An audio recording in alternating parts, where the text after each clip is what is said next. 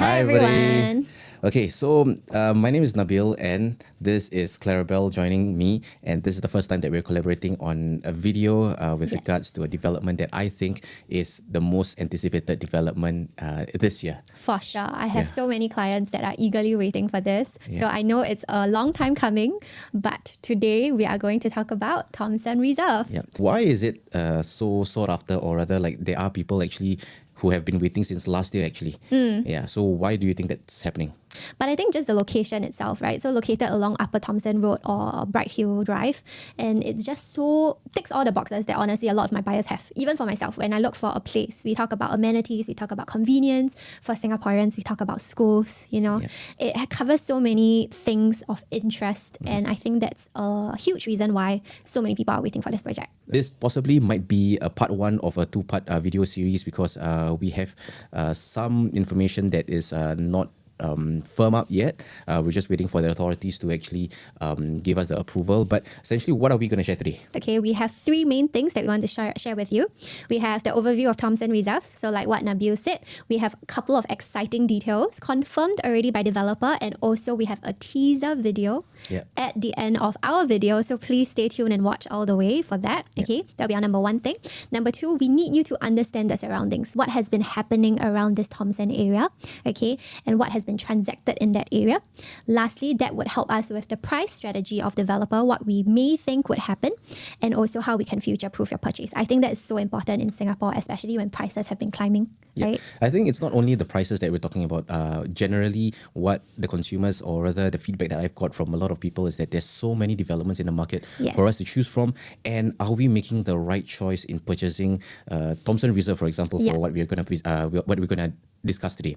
So the overview of Thomson Reserve, I think what it's quite interesting is that it was the former Thomson View. What I like the most about this plot of land is actually the size of it, the magnitude of a plot of land that's 500,000 square feet. So it's 500 over 1,000 square feet, the amount of units that you can actually put into this kind of development, as well as the facilities that they can produce. This is something that really interests me.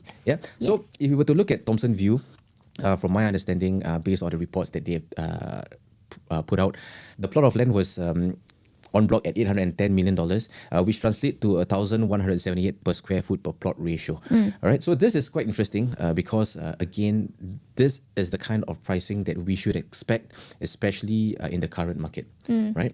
Actually, to be honest, if you look at just this per PSF per plot ratio, right, this number of 1,178 is actually considered low. Right, because we have gotten a lot way higher land bids for newly released government plot of land. Okay, but that being said, yes, this is a massive plot of land. The amount of construction that's going to go into it, the amount of facilities that is going to go in, that we can expect, I think it's going to be a lot. So again, having this low land bid price may not translate to a low, cheap price. So what we have here in this article is, right, two articles actually. You would see that this is Thomson View's fifth Enbloc attempt that is finally successful, okay? And this was over the past 17 years. So imagine if you were the owner of Thomson View and you're just waiting for that Enbloc opportunity. Because remember, to Enbloc a plot of land, you need at least 80% of owner's agreement, right? So it's not that you yourself decide, okay, I want Enbloc. It doesn't work that way, right? And then even after the successful sale, so to speak, we see that the Strata Titles Board actually stopped the sale first. And then finally, it was overcome. The developers managed to prove their point on how they can resolve the owner's concerns and finally got the buy-in that they need. So it was really a journey. It was really a journey. And I think all of us were on our seats like, okay, is it going to happen? Is it not going to happen?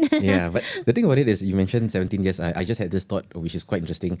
Imagine living there, or being born and then being brought up there. You finished your secondary school, your secondary school, and then you're still not on block, and finally, you know, it's like I'm pretty sure the people, or rather the residents of Thomson View, were delighted. So quick info, Belle, do you want to share with us? Sure. Okay, so on the left here, right, this is where we see the massive size of Thomson Reserve in relation to the surroundings, okay? Like what you had previously mentioned, it's approximately 555,000 square feet. For those of us who are familiar with Jadescape nearby, this is almost 1.5 times the size of Jadescape. But Jadescape has a similar number of units compared to Thomson Reserve. So Jadescape is like 1,200 plus. I think just slightly over 1,002, and we are 1,268. units here, right? So in terms of scale, in terms of density of people in the area, I think we're going to feel a little bit more spaced out. Definitely. Yeah. Okay. Of course, we are just at the doorstep to Upper Thomson MRT, like literally from the main gate right now, the current main gate. If you just walk out and you turn right and you just walk down, you are at Thomson MRT exit, right? And then we see also the neighboring landed estates, which will be very interesting to note, I think, because when it comes to the views or the orientations that we will be able to expect, later we will run through, that would be a definite plus point. Of course, we are also very close to a lot of green spaces, nature parks. And for the parents out there, we are within 1 km to Ai Tong Primary School, right? It's literally a 5 to 7 minutes walk if we're talking about the side gate along Sin Ming there. Yeah. So I think it's great that you touch on all these facts. And one thing I actually noticed just by looking at the map is that while we are surrounded, we have the best of both worlds because we are surrounded by the landed enclave, which would sort of like guarantee you a decent view. And you're also, you've got your nearby amenities as well as your heartlands, which is also perfect for you in terms of convenience. You are not like in a location where it's like a totally new town. Right? So this is something that people who purchase Thomson Reserve would be able to expect. Yes, there's so much good food there, guys. Like Thomson Plaza and along Upper Thomson Stretch. I mean, that's like the supper place. By the way, I also wanted to add in, so I did a little bit of digging last night. For a land that is this size, okay, we have, so in Singapore, on average, or not in average, but in total, we have about 375,000 total condos and other apartments. This is from the Department of Statistics. Oh, wow. Okay. But if we actually filter down, all right, land that has this huge size and have this huge number of units, which is like over 1,000 units, right? There are only 12 such condos. Okay. Right. And if we add in another filter of like within 500 meters of MRT, walking distance, there's only 6. Oh, wow. Okay. That's a great stat. Yes. Yeah. So this is a rare plot. Yeah. This is a rare inclusive plot. of Thomson Reserve or? Not inclusive. Not inclusive, okay. Yeah, not inclusive of Thomson Reserve. Yeah. So we will have 6 plus Thomson Reserve. Okay. So I have I will insert here like this picture of the statistics that I'm showing about. Okay. No problem. So I think with that being said, the whole development being Enbloc is a redevelopment that we're hoping to purchase. More importantly, I feel we need to discuss is also the developers who are actually redeveloping this development. Yes. UOL, Singland, as well as CapitaLand, they're coming together in a joint venture to do this development. And I think for developers like this who are reputable, major players in the game, and they've actually produced decent, if not impeccable developments in the past. Namely, that is going to TOP soon will probably be Pine Tree Hill, a development that is, if I remember correctly, 88% of its land is being reserved for landscaping as well as facilities. That would make the whole development spacious, not is sandwiched in between, which is something that I personally like, especially when you're living in a development that is spacious. That's the feel that you want and close to nature. So that's something that the developers are actually fond of doing. So I hope that Thomson Reserve would be quite similar in that sense. That being said, I think in terms of that track record, that is also something that is important because we want to know that the consumers in the market are they accept what these developers are doing, right? So, for example, if you talk about Sky at Holland, they were launched last year. On the first day, they had a decent amount of sales record. If I remember correctly, there are like 90+% sold on day one. On the first day, and then a couple of months down the road, it was fully sold. Right. Well, we talk about the location, but I think the developer's reputation supersedes everything else, right? So because consumers know that, okay, they're the kind of workmanship that they've got, this is the kind of development that I'm expected to get. So these are the things that they are doing. So in terms of JVs, right, for UOL as well as Singland, they've done like Mia Blue as well. Okay. They've done Upper House at Orchard Boulevard. They've done Watten House, which is also fully sold, right? So these are the things that I think as a consumer we need to be familiar with, especially I'm not saying that boutique developers are not good, but I think in this kind of magnitude, we need to get somebody who is reputable and who's reliable. And experienced. Yes. Yeah. Yeah, for sure. Yeah. That was a good description of who the developers are. Yeah. Very important for sure. Okay, so I'll be talking about the project details next. Okay, this is a little bit more of the nitty-gritty of what to expect. Yeah. So we are in District 20. Okay, we have a total number of 1,268 units, and the number of car park lots is 1014. So not too bad actually, given the fact that we are just beside the MRT. Exactly. Yeah. Okay, so what we will see, and we have some perspectives which Nabil will show you later, okay, we will be expecting around 6 towers, 2 of which would be 30 stories, and then 4 of which will be 21 stories, and of course, we will have the car park, the swimming pool, the clubhouse, and a lot of other facilities, right? Now, this views and orientation is something that I got from the developers themselves, okay, and what I really want to highlight here, I sort of put in like 3 little maps here of how the development would be like. First things first, we know from the developer that the way they position the blocks, they have really tried to maximize your view and your orientation towards the landed and the greenery side. Okay. So maximizing for views has been a top priority for them. Plus, they said that they don't want like direct block to block. Okay, they have tried their best to avoid. Okay, so I think this is something very exciting that we can anticipate. Of course, I do expect that those units that will be looking towards the landed or the park, which would we see as like the south side and towards the west side, do expect a little bit of premium, right? If I were the developer, I would also praise the premium there, right? Because we all want to get that view, okay? On the top, we also see like the landed enclave that is surrounding Thomson Reserve.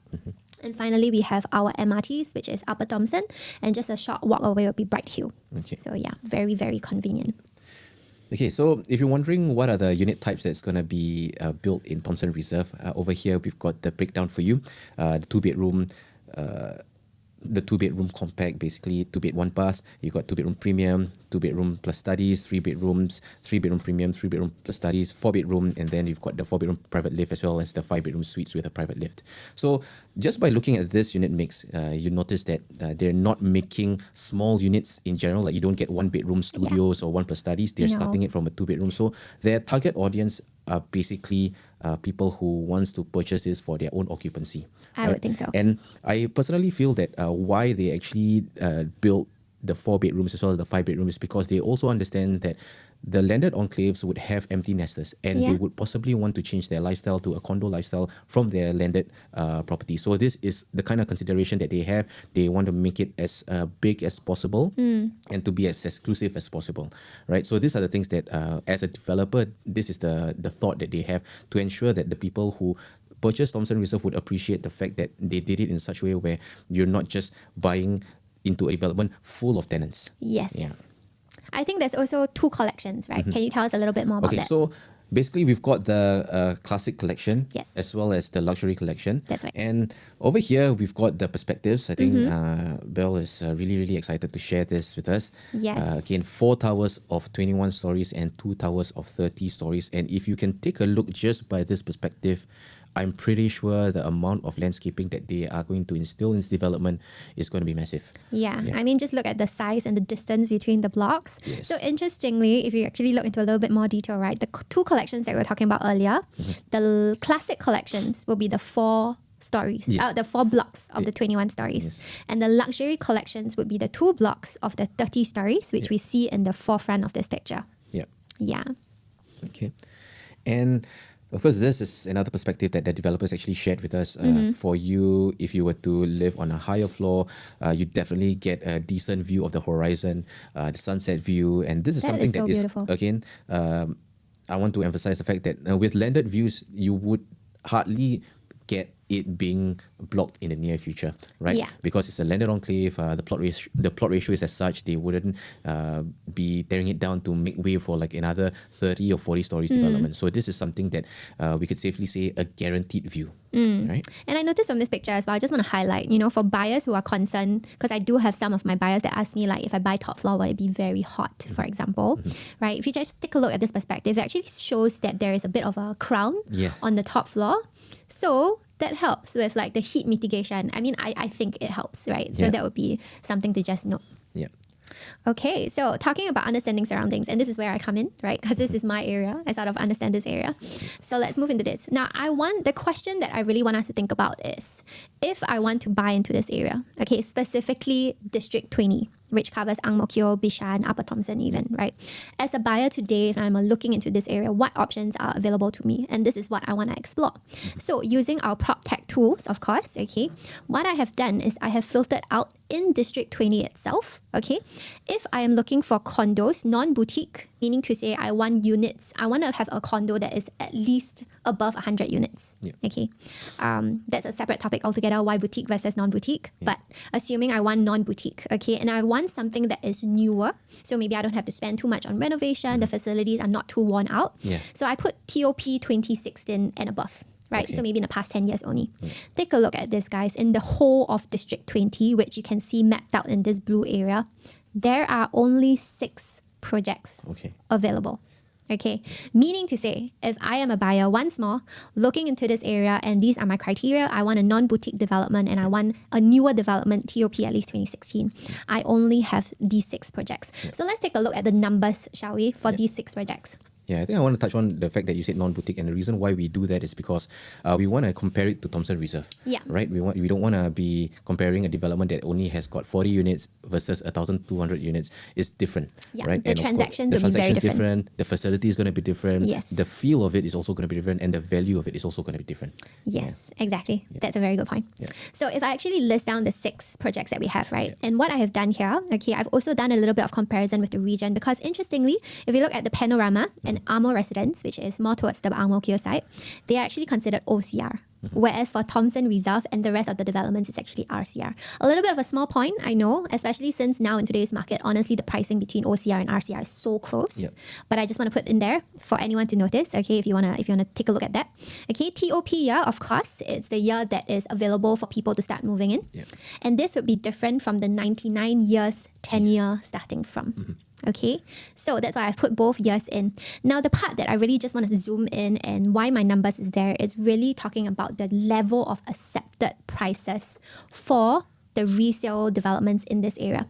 So, talking about the transacted PSF, right? We have the Panorama at 2349 PSF, the Amo Residence already hitting 2,662 PSF, all the way to Skyview 2524. Okay. Now, what I'm going to do is a little bit unique. Maybe some of our viewers have not seen this before, but the 6 resale developments that we see here, right? We have to remember that they are non-harmonized. Okay, and basically non-harmonized developments, this was the older way of building, the older way of counting your gross floor area, right? So the PSF or the square foot of a unit in the Panorama would typically include things like your aircon ledge, right? And if it's a double volume unit, even includes the void space, for example. So for Thomson Reserve, even though it's an en-bloc development, it is going to be harmonized, guys. So meaning to say, literally every square feet that you're paying is livable. It's going to be usable space, right? So no longer counting in your aircon ledges. Okay. So what I've done here is I've changed the accepted PSF, and I've just topped up plus 7% GFA harmonization. So that's a little bit of a calculation that agents in our industry do, and that is just to help us visualize. If, for example, I take away the aircon ledges in the Panorama, right, and I adjust the square feet of the unit there, how much actually am I paying for that unit? I hope that makes sense, right? So I've added, on average, our industry, we say the GFA harmonization is about 6 to 8%. So I've just taken the average of 7%. And I've changed it to that calculation. And the last column that we see here, plus prorated to 98 years. I hope I'll explain this very clearly. But basically what I have done is I have taken an additional step. Okay, and the question that I'm asking myself now is, if I'm paying 2,513 PSF, for example, for the Panorama, right? However, it has already been 13 years from when their 99 years lease tenure started. Right, so if 13 years, that means on their lease, that would be about 86 years left. Thereabouts, right, 86 years. So if I'm paying 2,513 PSF for something that has 86 years left, how much can I say would be my level of acceptance to pay for something that is 98 years? Does that make sense? Yes. Right? Yes. So I've just prorated it back to 98. Why not 99? Because when we get any plot of land, typically developers take about 1 year to plan before they sell. Yeah. Okay. So that's why I've prorated back to 98 years, not 99 years.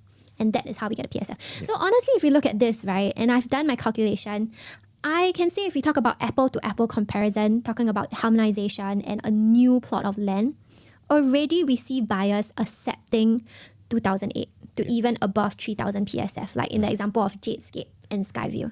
These are accepted prices here. Yeah. Isn't that quite astounding? Yeah, and that's the thing. I think the fact that you actually brought up GFA harmonization as well as prorating it to 98 years, a lot of people don't see it that way. Yes. And the reason why we always say that, or rather consumers would say that, oh, you're paying an X amount of per square foot, is so expensive as compared to me buying, for example, Panorama. It's At only at 2003. 2003. Yeah, it's cheaper. But then you have to understand again that the kind of layouts that you're going to buy, how big their aircon ledge is, as well as how efficient or how big the balcony is. Sometimes you get developments that has got the balcony from the living area all the way to your master bedroom. And then are you even buying into a development that has got a decent amount of lease left? So these are the things that we actually discussed about. That's correct. And that's why I think the calculation also helps to bring a little bit more perspective to just the PSF figures that we may see on Property Guru. Exactly. Okay. Yeah. So touching on that as well, I just want to bring up that in the current market, PSF is not the only thing. Right? It is something that we use as agents as a guideline to understand how the market is moving. But as consumers, you need to understand that PSF is not everything. The reason why I say that is because in terms of a development that is harmonized, their per square footage will naturally be more expensive. Reason is because the quantum that they're selling to you would probably be the same as a non-harmonized development. So for example, 900 square footage unit at 1.5 million versus a 700 at 1.5 million, it's going to be more. Yes, the PSF is going to be more. Correct. Yeah. And I think it's so funny, right? I'm just thinking like how many times I brought my buyers to show flats that are harmonized and they get so like, only 678 square feet. And I'm like, wait. You have to understand that this in the equivalent of a non-harmonized project can be like 750, for example, So I think it's all about having that feel, which leads me to my next point that I forgot to mention earlier. But with the Thomson Reserve expected to preview in October, do you know developers have told us that they would have 4 show units already? Oh, wow. Yes. Wow. Let's talk about the attributes, right, of the resale developments that we can compare or have a comparison of Thomson Reserve with. So the same 6 resale developments, I've just added in Thomson Reserve at the very bottom. And what I'm doing is I want to compare the distance to the MRT, the schools within the 1 km, and the nearest shopping mall, plus how much, again, a recap of how much the prices have already gone for, right? So what we can see, the distance to the MRT, honestly, not too bad. All of them are pretty near an MRT, okay? But of course, Skyview and Thomson Reserve would be the closest, which is why I've highlighted them in bold, okay? Schools within 1 km, I put an asterisk there because, for example, Panorama has like 3 schools nearby. Okay, within 1 km. But I put an asterisk there because these are the more recognized primary schools that is surrounding us. Okay, more sought after as well. Yeah, more sought after. Okay, and I just follow ChatGPT. So don't come at me if you are not from there and you're from a different school and you say that your school is bad. All schools in Singapore is good. Okay, let's just leave it as that. Okay. And then all of them have also pretty well-known schools. And lastly, for the shopping mall, I would say Thomson 3, which is just behind Thomson Reserve actually. Thomson Reserve and also Skyview would top the charts in terms of the closest. Proximity, the proximity. And the fact that we can actually analyze it in such a way, I'm pretty sure the developers would already have been doing this prior to them planning the whole development. And I mean, if you invest 810 million, you better do your research. And that's the thing. Our question naturally is how much would it be priced, right? What is a fair pricing? And that is something that we'll touch on later as well. Yes. Yeah. Okay, so my final slide that I just want to highlight and just show off. So PSF, of course, it's not our only perspective to look at things. Okay, so now I'll just also talk about the quantum. So with my filters of transactions that happened in the past 1 year, all right, I want developments that are within walking distance to MRT. That's why I put 500 meters or less with a with a primary school within 1 kilometer and TOP 2016 or later. These guys are the transacted prices of respectively 2 bidder, 3 bidder, 4 bidder, and 5 bidder. Done deal in the resale market. So honestly, to my buyers, if we can get something new that is at this price, or maybe just a slight top up, is it not worth it? I think that would be. This would be my comparisons. That's interesting.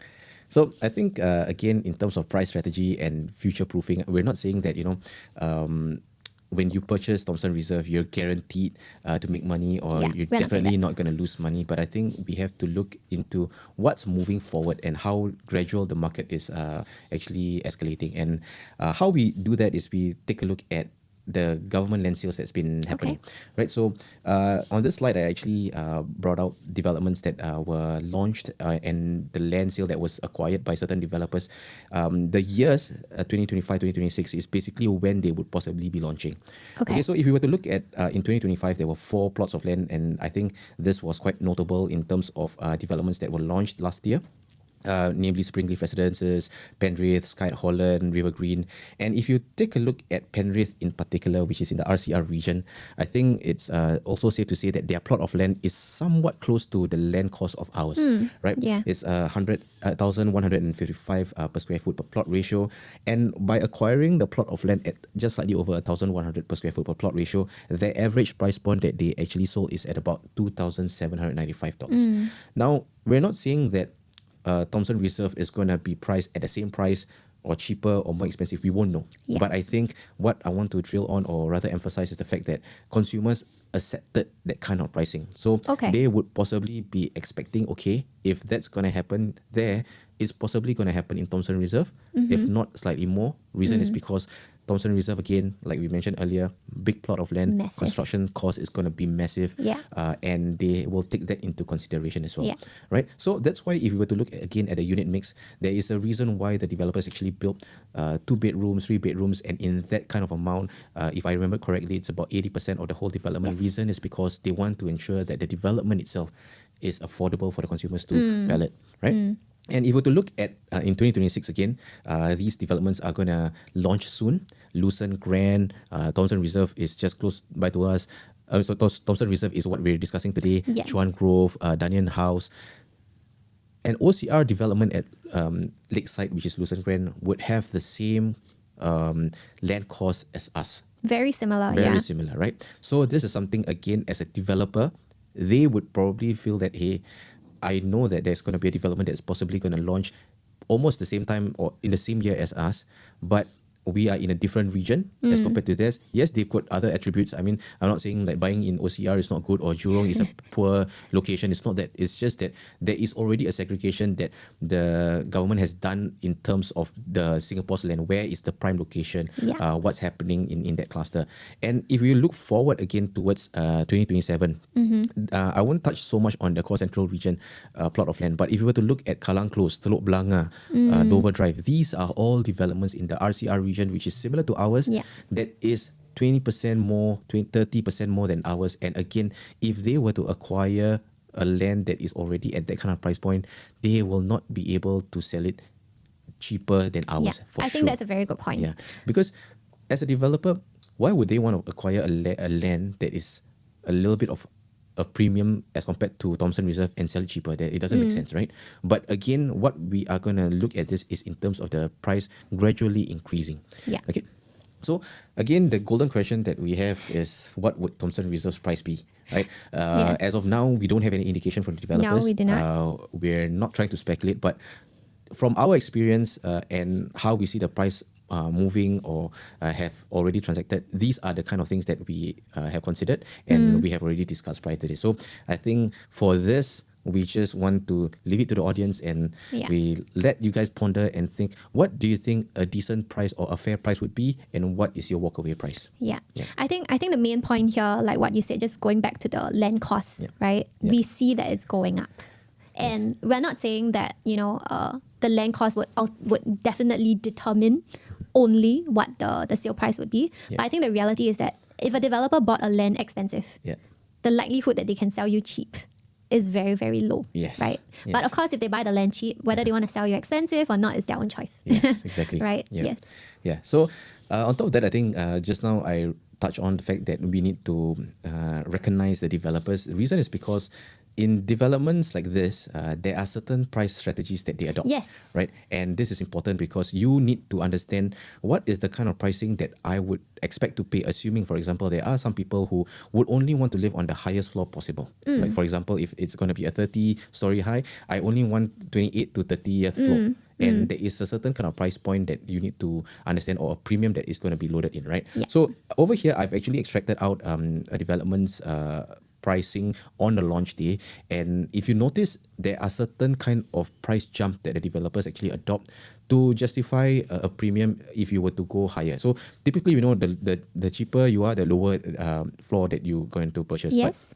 But essentially, there is certain strategies that they did to double up their premiums. So for example, if you notice here, where 4th, 5th, and 6th floor is concerned, their premium per floor is quite decent. It's not like an extensive load, right? But if you were to look from 6th to 8th floor, on the 7th floor, we didn't have a price point. I think it was purchased by a VIP. Okay. But from the 6th to the 8th floor, the major load is about 24,000.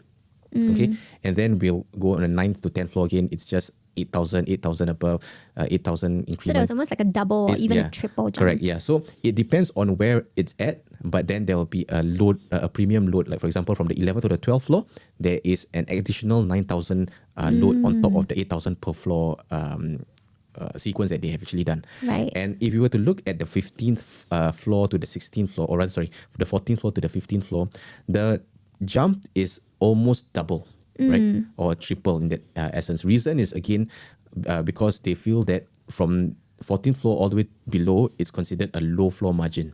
Okay. And then you go up to a low floor to a mid floor, there's a jump.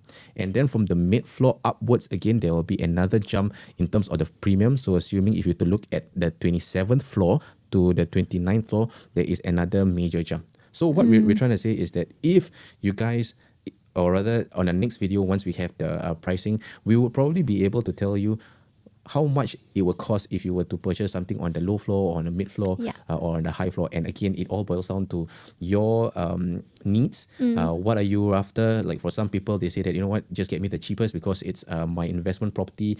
It doesn't necessarily mean that if you were to purchase low floor or high floor, your rental will be different. Yeah. So that is something that we would probably discuss on further on the next video. Again, like I was mentioning to you guys earlier, we don't have much info from the developers, but these are the kind of floor plans that would possibly be available to us at Thomson Reserve. I'm taking reference from Parktown and Sky. They've got a dumbbell layout for their 2 bedrooms and possibly would have like a tucked away kitchen like this over on this end. And again, their layouts are not unorthodox. Why I say that is because you need to be able to purchase something, or rather you need to be able to sell to the consumers something that we are familiar with. You know, you wouldn't want to be like putting a room over on one side and another room just beside it. It's going to be a bit weird, but I think this is something that you would expect from UOL and the rest of the developers. And another point that I want to show you is assuming you're looking at something that has got a private lift, this could possibly be a layout that you're looking at. A tucked away kitchen, a decent yard, a water closet at the back, 4 rooms that are functional, like their common rooms, easily fits in a queen size bed with a built-in closet. So these are the things that you would expect from UOL, Singland, as well as CapitaLand. They are so squarish, efficient. And this government land sale plot that is already put out under the reserve list is something that we wanted to touch on a little bit, assuming you say that, you know what, I built Thomson Reserve, it's not for me. We want something in a location, but we want to wait a little bit longer. This is something that you're going to expect. A slightly smaller development, or rather slightly smaller, or a very small development, I would say. 140 units that they could yield, and this is something that would be newer than Thomson Reserve, but not necessarily be a big development. I think I have to say, I mean, because this is the next land plot in the vicinity, right? And it's just launched for sale, so we don't know the closing price yet. Like what you said, if buyers choose not to purchase Thomson Reserve or don't have the opportunity to purchase Thomson Reserve, this would be another plot of land that they can consider. But honestly, looking at this, I think the attributes wise is going to be so different. Very different. Land size, your number of units, developer, we don't know who as well. So just something for us to take note. So that's pretty much our time. I think what we want to bring out to our audience is the fact that we have this information from the developers and how we sort of like analyze it together. And if you like what you saw in this video and you want to discuss further with regards to the development or what your plans are, for example, the timeline, which I think we can touch on a bit later. Yes. This is our credentials. Get in touch with us, scan the QR code. Either Clarabel or myself would be able to assist you. Yes, for sure. So speaking of the considerations, honestly, buying a property purchase, it's not something that you can wake up one night and be like, I want to go for it, right? Yeah. I mean, usually not like that. So I think the things that we just want to highlight and emphasize here is that there has to be some form of planning, right? So we talk about expected timeline. We know that Thomson Reserve is very likely going to be launched in October, right? So for example, if you already currently own a property, right? If you're an existing owner of a property, do you have to sell that first before you are in a position to buy? Or if you can choose not to sell, will you need to pay ABSD, right? The additional buyer stamp duty, and do you actually have the funds, right? So these two things, I think mainly are like timeline and financing. Finances, yes. So I think with that as well, we would also need to consider if Thomson Reserve is something that you are or you have been waiting for. What are the steps to take moving forward? Because again, we need to understand your financial situation. We need to know whether it's something that fits what you want, because sometimes it might not be yours. Like for example, I have had clients who have been waiting for a particular development and then they realize like, hey, look, I'm not going to live in a big development. I don't like it. So it depends on the personal preference of the consumers. So again, we want to highlight we are able to assist you with your queries as well as your plans. This is something that we do for our clients to ensure that Thomson Reserve is a development that fits you and your family. Yes, I think regardless of whether you're an investor, first-time buyer, or home or upgraders, just reach out to us and we're happy to have a non-obligatory chat. And again, we don't want to... and again, we just want to emphasize the fact that Thomson Reserve would be launching in October. So from now till October, there are some plans that you can do if needed. And we would definitely do another round of videos once we get more information from developers, especially when it comes to the floor plans, how we can actually analyze certain layouts, where it's facing, why is it better for you, and what to expect in terms of pricing as well. Correct. So with the launch in October, don't forget to contact us and we will book you a preview slot. Definitely. One more last thing, don't forget about the teaser video. Yes. So if you stayed until here, thank you so much for watching. Do provide us any feedback. We're happy to hear. And if you like what we have put out to you today, don't forget to like, share and subscribe. And stay tuned for the video and hope to hear from you soon. Yes, contact us. Thank you. Thank you. Bye.